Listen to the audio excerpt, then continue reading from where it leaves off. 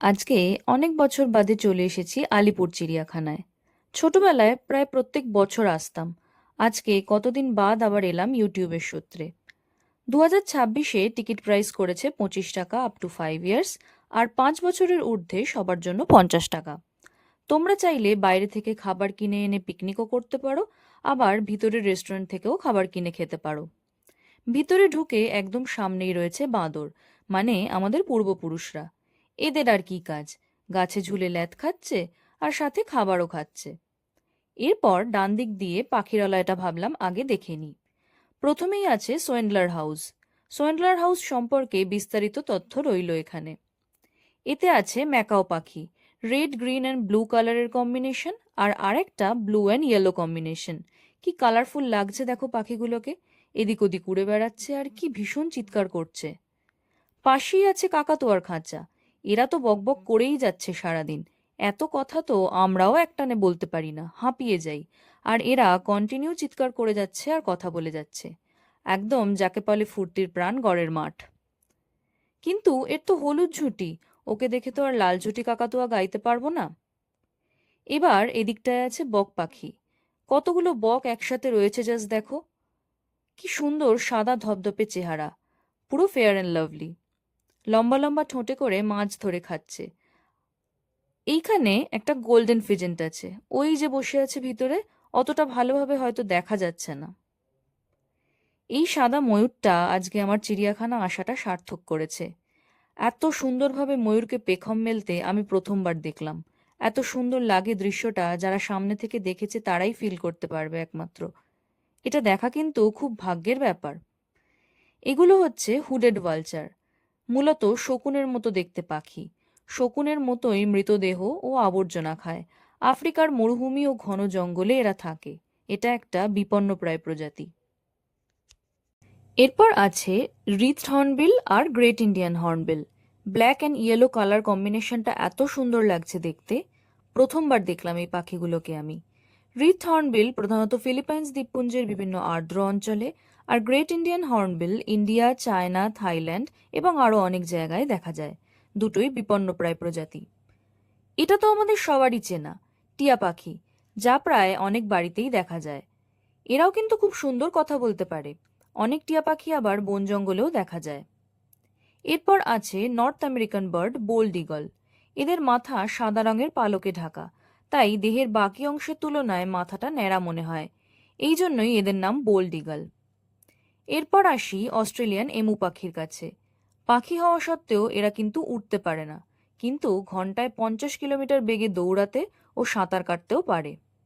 এখানে কিছু কিছু পশু পাখিকে অ্যাডাপশনের ব্যবস্থাও রয়েছে। এটা রেড ব্রেস্টেড টোকান। ছবিটা একটু জুম করে দেখলে তোমরা বুঝতে পারবে বুকের কাছটা লাল রঙের। নামের সাথে চেহারার মিল পুরোপুরি। এদের বিশেষত্ব হলো এরা অন্য প্রাণীর কোটরে ডিম পাড়ে ও মা বাবা দুজনেই ডিমে তা দেয়। মাথায় মুকুট পরা পায়রা দেখেছো তোমরা কখনো? সেটা দেখতে হলে চলে এসো এখানে। Western crown pigeon. কি সুন্দর গায়ের রং আর মাথায় মুকুটের মতো স্ট্রাকচার, স্বভাব পায়রার মতোই। এরা মেনলি ইন্দোনেশিয়ার কিছু হিউমিড এরিয়াগুলোতে থাকে। এছাড়া অনেকটা একই রকম দেখতে রয়েছে ভিক্টোরিয়া ক্রাউন্ড পিজন। এদের বুকের অংশটা মেরুন রঙের, আর এটা পায়রার সবচেয়ে বৃহত্তম প্রজাতি। এদের পাওয়া যায় নিউ গিনি দ্বীপপুঞ্জের বৃষ্টি অরণ্যে। সাদা রাজহাঁস তো আমরা দেখেই থাকি অনেক জায়গায়। এখানে তার সাথে কালো রাজহাঁসও দেখতে পেলাম, আর সাথে অন্যান্য হাঁসও ছিল। কি সুন্দর ঘুরে বেড়াচ্ছে দেখো জলের মধ্যে। এটা হলো ক্যালিস ফিজেন্ট। অনেক দূরে, যদিও অতটা ভালোভাবে হয়তো দেখতে পারবে না। এরা থাকে মূলত হিমালয়ান পাদদেশে হাওয়াই দ্বীপপুঞ্জে। একে গেম বার্ড বলা হয়। স্পোর্ট হান্টিং এর ইভেন্টে এদের পার্টিসিপেট করানো হয়। হুডেড ভালচার দেখেছিলাম আমরা, এবার দেখছি ব্ল্যাক ভালচার। এরাও এক ধরনের ঝাড়ুদার পাখি, শকুনেরই আমেরিকান ভার্সন বলা যেতে পারে আর কি। এবার দেখছি আর একটা নতুন পাখি, ওই যে দূরে হেঁটে হেঁটে যাচ্ছে, এটার নাম ক্যাশুয়ারি। এটা দেখতে পাওয়া যায় নিউ গিনির রেন ফরেস্টে। শুনেছি এরা নাকি বিশ্বের সবচেয়ে বিপজ্জনক পাখি। কিন্তু এরা উড়তে পারে না, তবে অনেকটা দূরত্ব পর্যন্ত লাফাতে পারে, আর এদের পায়ের ধারালো নখ দিয়ে শত্রুকে ক্ষতবিক্ষত করে দিতে পারে। নতুন নতুন অনেক রকমই পাখি দেখলাম আজকে এখানে এসে। আর সবচেয়ে বড় পাখিটাকে দেখবো না? উট পাখি। এরাও উড়তে পারে না, কিন্তু দৌড়ানোটাই ওড়ার সমান। এত স্পিডে দৌড়ায়, দেখে মনে হবে উড়েই যাচ্ছে। চলো, এবার একটু পশুদের খাঁচার দিকে যাওয়া যাক। শুরু করছি বনের রাজাকে দিয়ে। হাঁটার স্টাইলটা দেখেই বোঝা যায় রাজা কাকে বলে। ম্যাডাম শুয়ে বিশ্রাম নিচ্ছেন আর স্যার পাহারা দিচ্ছেন। কিন্তু তোমরা জানো কি, আদতে শিকার কিন্তু সিংহীই করে। বাঘের জন্য আলাদা আলাদা জায়গা আছে অনেকগুলো। প্রথমেই দেখতে পাচ্ছি আমাদের রয়্যাল বেঙ্গল টাইগারকে। ইনি যা গর্জন করছিলেন, বুঝিয়ে দিচ্ছিলেন আমার এরিয়াতে এসেছো তোমরা, তাই সাবধান। ইনি আবার বাথটবে স্নান করছেন, আলাদাই ব্যাপার দেখছি। ইনি আবার আমাদের দেখে লুকিয়ে পড়লেন নাকি? এনাকে দেখে গুপি গাইন বাঘাবাইনের সেই বিখ্যাত গানের লাইন মনে পড়ে গেল। কোন গানের কোন লাইন? যারা বুঝতে পারছো চটপট কমেন্টে লিখে ফেলো দেখি। এরপর আছে সাদা বাঘ। চেহারা দেখে প্রথমে আমি ভাবছিলাম ফ্যাট জমে গেছে, তারপর বুঝলাম না, বয়স হয়েছে তাই স্কিনটা একটু ঝুলে গেছে শুধু, ফ্যাটের কোনো জায়গাই নেই। কাঁচের মধ্যে এখানে বাঘ জাতীয় কিছু প্রাণীকে আলাদা করে সংরক্ষণ করা। এদিকে আছে লেপার্ড ও জাগুয়ার। দেখতে অনেকটা একরকম হলেও বডিতে স্পটের ধরন আলাদা আলাদা। জাগুয়ার আমেরিকান আর লেপার্ড আফ্রিকা আর এশিয়াতে পাওয়া যায়। জাগুয়ারের তুলনামূলক পেশিবহুল চেহারা হলেও লেপার্ড বেশি হিংস্র হয়। এছাড়া আছে হায়না, কিন্তু এরা সবথেকে বেশি ডেঞ্জারাস হয় বলে এদের ভিতরে আটকে রাখা হয়েছে, এত দূর থেকে দেখা সম্ভব নয়। এরপর আছে যাকে বলে ধূর্ত প্রাণী, শেয়াল। Someone says me when it's come to energy, be like a jackal. আরে, এই তো হাতি মেরে সাথী।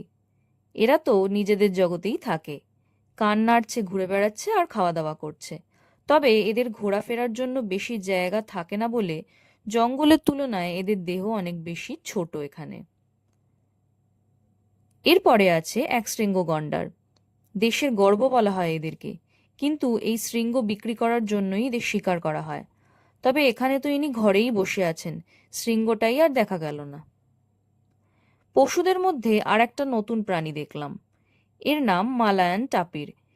এদের গায়ের রঙের প্যাটার্ন অনেকটা ওরিও বিস্কুটের মতো, দুই দিকে কালো আর মাঝখানে সাদা। নাকের সামনের ওই স্নাউটটার জন্য প্রবল ঘ্রাণ শক্তির অধিকারী এরা। এই প্রাণীটাকে আমার ভীষণ কিউট লাগে। কি সুন্দর বাচ্চা কোলে করে ঘুরে বেড়ায় ক্যাঙ্গারুগুলো। এরা হার্বিভোরাস আর একদমই হার্মলেস অ্যানিমালসদের মধ্যে পড়ে। এবার একটু হরিণদের দেখে আসি। ওমা, কি কিউট বাচ্চা হরিণগুলো। বিভিন্ন প্রজাতির হরিণ আছে এখানে, এদের সম্বর বলা হয়। এরকম বড় শিংয়ের জন্যই এদের মূলত চেনা যায়। পুরুষ প্রাণীদের এই শিং থাকে। এরা হলো কাঁকড় হরিণ বা বার্কিন ডিয়ার। বলা হয় জঙ্গলে আশেপাশে বাঘের উপস্থিতি টের পেলে এরা চিৎকার করে ওঠে। দূর থেকে অনেকটা কুকুরের মতো শোনায় এদের আওয়াজটা। এরপর দেখলাম জেব্রা। এদের এই সাদা কালো ডোরাকাটা দাগটা বিশেষভাবে আত্মরক্ষা করতে সাহায্য করে। এই টর্টয়েসের প্রজাতিটা নাকি বিশ্বের আদিমতম প্রজাতি। তোমরা কি জানো 2006 সালে এখানে যে কচ্ছপ মারা যায় সে ছিল এরই প্রজাতি, আর বিশ্বের সবচেয়ে পুরনো প্রাণী। 255 years old when he died. এরপর আছে কুমির ও ঘড়িয়াল। এদের দেখে তো মনে হচ্ছে না আসল বলে, নড়াচড়াও করছে না। না, একেই বলে প্রপার শীতঘুম। এদের মুখের আকৃতি, চেহারা আর কিছু আচরণ ছাড়া খুব একটা পার্থক্য নেই, তবে কুমির বেশি ফেরোসিয়াস হয়। এরপরে চলে গেলাম নকচার্নাল হাউস দেখতে, মানে অন্ধকারে বা রাতের বেলা মেনলি যেসব প্রাণী চলাচল করে তাদের জন্য একটা আলাদা এনভায়রনমেন্ট তৈরি করা হয়েছে। প্রথমেই আছে সজারু। কাঁটা ছুঁড়ে আক্রমণ করে বলে কাঁচ দিয়ে ঘিরে রাখা হয়েছে এদেরকে। এছাড়া আছে লজ্জাবতী বানর, ওই যে লজ্জা পাচ্ছে গাছে বসে, আর বনরুই। বেশিরভাগ প্রাণী তাদের গর্তে ঢুকে আছে, তাই দেখা যাচ্ছে না। আলিপুর চিড়িয়াখানায় রেপটাইলসদের জন্য একটা আলাদা জায়গা আছে পুরোপুরি। মেনলি এখানে প্রচুর রকমের সাপ আর বাকি সরীসৃপ প্রাণীরা আছে। প্রথমেই আছে ইয়েলো অ্যানাকন্ডা। আমরা মুভিতে দেখেছি, এটাও জানি এরা অ্যামাজনের জঙ্গলে থাকে। বিশ্বের সবথেকে বড় সাইজের সাপ নাকি এরা, আকৃতি আর ওজনের দিক দিয়ে। তবে গুটিয়ে থাকলে তো আসল সাইজটা বোঝা যায় না। দেখো, শুধু পাইথনই আছে কত রকমের। সাউদার্ন এবং সাউথ ইস্ট এশিয়ার বার্মিস পাইথন, বাবা, জোড়ায় জোড়ায় একসাথে বিশ্রাম নিচ্ছে। রক পাইথন, দেখে মনে হবে একটা পাথর রয়েছে, কিন্তু আসলে একটা সাপ গুটিয়ে আছে ওভাবে। কিন্তু এ তো ভালোই নড়াচড়া করছে। এছাড়া আছে রেটিকুলেটেড পাইথন, বিশ্বের সবথেকে লম্বা সাপ আর বল পাইথন। আমরা স্কিন কেয়ার করলেও আমাদের স্কিন এত চকচকে নয় যতটা এদের চকচক করছে। এছাড়া আছে কেউটে, চন্দ্রবোড়া, ভীষণ বিষধর দুটো সাপ। চন্দ্রবোড়া কিন্তু গাছে চড়তে পারে না। এটা লাউডগা, সবুজ গাছের পাতা আর কাণ্ডর সাথে এমনভাবে জড়িয়ে থাকে যে বোঝাই যাবে না গাছে সাপ আছে। এছাড়া আর একটা রেপটাইল প্রাণী আছে এখানে কিন্তু, গিরগিটি। একে দেখলে এক্স্যাক্টলি কার কথা মনে পড়ে ওটা কি আর আলাদা করে বলতে হবে নাকি সবাইকে? রেপটাইলস হাউস দেখে বেরিয়ে জিরাফের জায়গাটা খুঁজতে বেরোলাম। অনেকটা ঘুরে এই সুন্দর জায়গাটা দিয়ে গিয়ে ফাইনালি জিরাফ খুঁজে পেলাম। জিরাফের এত ফেম সেটা তো আমি আগে জানতাম না। সব থেকে বেশি ক্যামেরাম্যানদের ভিড় এখানে। এরা যদিও তাতে খুব একটা বিচলিত নয়, এরা লাঞ্চ করতেই ব্যস্ত। ভাল্লুক তার ঘরে শীত ঘুম এনজয় করছিলেন, তাই ওনাকে ক্যাপচার করতে পারিনি। সব থেকে বেশি কষ্ট করতে হয়েছে এনার ভিডিও তুলতে। হিপোপটেমাস দীর্ঘ সময় জলে থাকার পর ফাইনালি ওনার মনে হয়েছে এবার জল থেকে ওঠা উচিত, নয়তো ঠান্ডা লেগে যাবে। ফেরার সময় কাকাতুয়া আর ম্যাকাওদের টাটা করে বেরিয়ে এলাম। আজ তবে এই পর্যন্তই। চিড়িয়াখানার আরেকটা সুন্দর অংশ আবার পরে একদিন তোমাদের দেখাতে নিয়ে আসবো। সেটা না হয় সাসপেন্সেই থাক। আজ তাহলে আসি, দেখা হচ্ছে পরের ভিডিওতে।